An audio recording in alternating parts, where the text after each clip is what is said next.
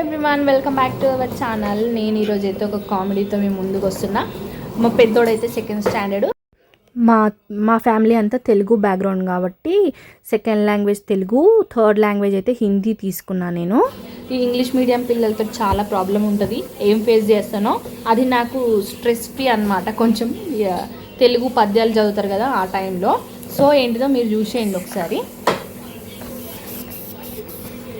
వాడికి ఇచ్చిన పద్యం అయితే ఇది.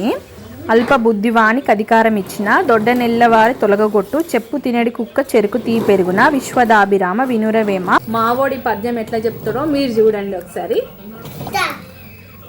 బుద్ధివానికి అధికారం ఇచ్చిన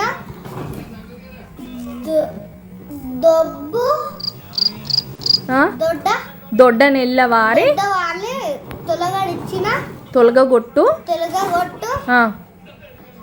చెప్పు తిన కుక్క చెప్పు తినడి కుక్క చెప్పు తినడి కుక్క చెరకు తిన కుక్క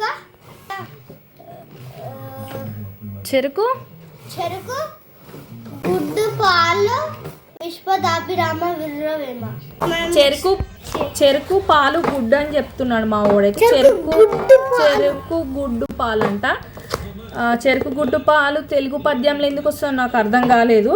వాడైతే చెరుకు గుడ్డు పాలు అంటే ఇప్పటికి 10 సార్లు చెప్పినా, కాకపోతే తెలుగు తీసుకోక మాత్రం తప్పట్లేదు.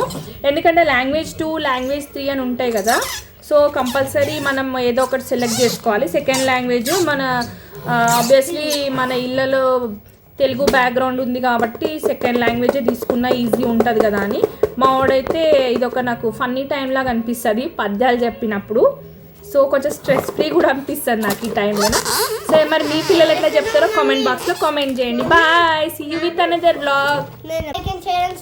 మనం నెక్స్ట్ బ్లాగ్లో కలుద్దాం.